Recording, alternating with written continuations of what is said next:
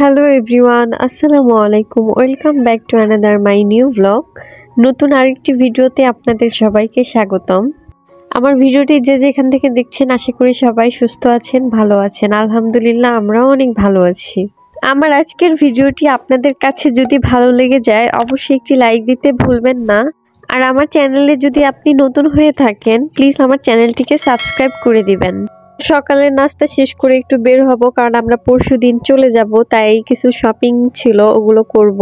Shopping গুলো সব সাদিকার জন্য, কারণ বাড়িতে যাওয়ার পর আসলে ওইভাবে সংসারের ব্যস্ততার কারণে বের হওয়া হবে না, তাই যা প্রয়োজন জিনিস সবকিছু এখান থেকে কিনে নিয়ে যাব। তো এর জন্য ফ্রেন্ডকে ফোন দিয়েছিলাম যে আমার সাথে যেতে, তো ও বললো যে ওরও কিছু কেনাকাটা আছে, এখান থেকে ওর বাসায় যাব, তারপর ওকে নিয়ে তারপর হলো শপিং এ যাব। তো আমি এখানে সাদিকাকে রেডি করিয়ে দিয়েছি। আজকে সাদিকা আমার সাথেই ঘুম থেকে উঠেছে, আর বাইরে দেখলাম যে আজকে একটু ঠান্ডা ঠান্ডা পড়েছে আর কুয়াশাও ছিল, তাই ওকে ঠান্ডার শীতের পোশাক পরিয়ে নিয়ে যাচ্ছি। তো সাদিকাকে রেডি করিয়ে দিয়ে আমি রেডি হব, তারপর হলো বের হয়ে পড়বো। কিছুদিন আগে অনলাইন থেকে ওর জন্য জুতা নিয়ে এসেছিলাম। আসলে জুতাটা ওর বড় হয়, এর জন্য হলো ভাবছি যে নিজে দেখে তারপর একজোড়া জুতা কিনে নিয়ে আসবো।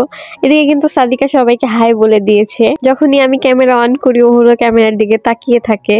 আর আমি এখান থেকে আমার ফ্রেন্ডের বাসায় যাব। আমার বাসা থেকে ফ্রেন্ডের বাসায় যেতে 5 মিনিট লাগে। আমি এখন যে ফ্রেন্ডের বাসায় যাচ্ছি এর আগের ভিডিওতে হয়তো আপনারা দেখেছেন। তো আয়াতদের বাসায় যাচ্ছি। আয়াত এখন অসুস্থ, সবাই ওর জন্য দোয়া করবেন। আসলে আবহাওয়া পরিবর্তনের কারণে সব বাচ্চারাই অসুস্থ হয়ে পড়ছে। সাদিকারও হালকা ঠান্ডা লেগেছে।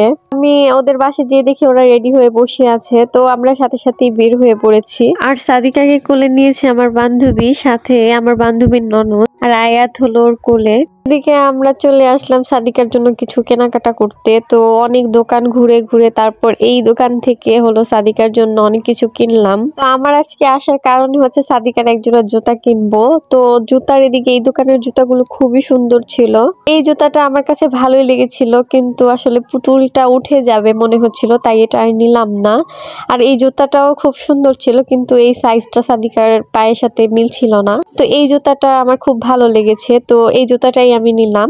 শেষ করে আয়াতকে ডাক্তার দেখিয়ে চলে আসলাম একটা রেস্টুরেন্টে। আমার ফ্রেন্ডের ছেলে অসুস্থ ছিল দেখে ও চলে গেছে, তো আমি ভাবলাম যে আমি একটু সাদিকাকে নিয়ে একটু বসে কিছু খেয়ে যাই। আর আমরা যারা মহিলারা আছি তারা কিন্তু কেনাকাটা করার থেকে মার্কেটে ঘুরে বেড়াতে, জিনিস দেখতে কিন্তু খুবই পছন্দ করি। আজকে আর বেশি ঘোরাফেরা করিনি, কারণ সাদিকার জন্য অল্প কিছু শপিং করেছি, তাই আর ওইভাবে ঘোরাফেরা হয়নি। আর এদিকে সাদিকা দুষ্টুমি করছিল অনেক, তাই আমি শর্টকাটে কিছু খাবার খেয়ে বাসায় চলে এসেছি। তো এখানে আমি একটা ফানেল নিয়েছিলাম। এই ফানেলটা আমি অনেক খুঁজেছি অনলাইনে, এমনকি যে দোকানেও, কিন্তু পাইনি। কিন্তু RFL বেস্ট বাই এটা আমি পেয়ে গেছি। এটা আমার কাছে হলো 175 টাকা রেখেছিল 3 পিস। সচরাচর দেখা যায় যে আমাদের বাড়িতে বেশিরভাগ সময় দুধ আনা হয়, দুধ ঢালতে গেলে নিচে পড়ে যায়, এতে দেখা যায় অনেক অপচয় হয়। এর জন্য হলো আমি জিনিসটা পারচেস করেছি। এই হচ্ছে সাদিকার জুতা। তো আজকের ভিডিওটি এই পর্যন্তই, দেখা হবে অন্য কোনো ভিডিওতে। সে পর্যন্ত সবাই ভালো থাকবেন। আল্লাহ হাফেজ।